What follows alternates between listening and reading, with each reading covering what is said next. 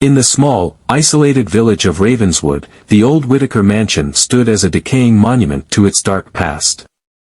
For decades, it had been abandoned, and the locals whispered of a vengeful witch who had cursed the estate. Strange noises and ghostly apparitions were said to haunt the crumbling halls, but none dared to enter, until a group of urban explorers decided to uncover its secrets.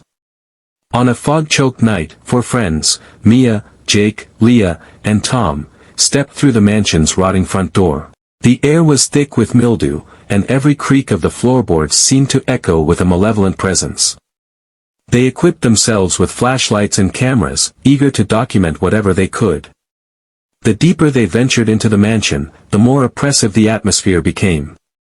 Paintings of long-dead Whitaker ancestors hung on the walls, their eyes seeming to follow the explorers with an unsettling intensity.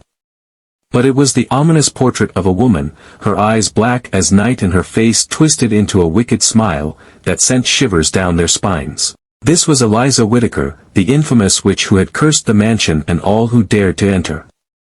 Descending into the basement, they found a room filled with antique furniture and a large, ornate mirror covered in a thick layer of dust. Mia, drawn to the mirror, wiped away the grime, revealing a hauntingly beautiful yet malevolent face reflected back. As she stared, the reflection began to distort, the face morphing into an expression of rage and malice, Eliza's face.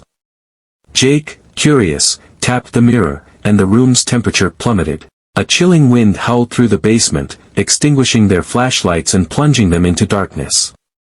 Leah's flashlight flickered back on just in time to reveal the figure of Eliza Whitaker emerging from the mirror, her eyes glowing with a supernatural fire.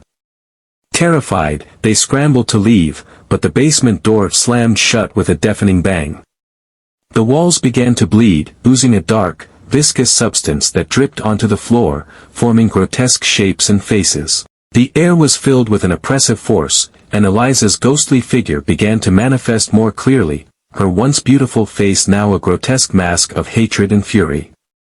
With a shrill cackle that echoed off the walls, Eliza raised her hands, and the shadows in the room twisted and writhed, forming into demonic shapes that lunged at the group.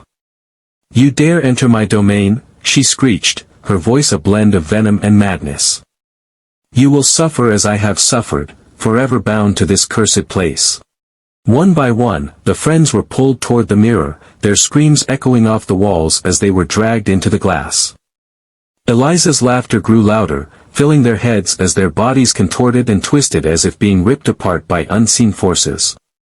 The last thing Tom saw was Eliza's face leering at him from the shattered mirror, her eyes burning with unholy fire. In the aftermath, the mansion fell silent. The mirror remained, now fractured and bleeding, with Eliza's face still faintly visible in its shards. When the local authorities arrived, they found the mansion as it had always been, abandoned and quiet. The explorers were never found. To this day, the Whitaker mansion stands as a grim warning. On foggy nights, villagers swear they see Eliza's twisted face in the shattered mirror, her eyes still gleaming with hatred. And if you listen closely, you can hear her cackle carried on the wind, a chilling reminder of the witch who still haunts the cursed mansion, ready to claim any soul foolish enough to enter her lair.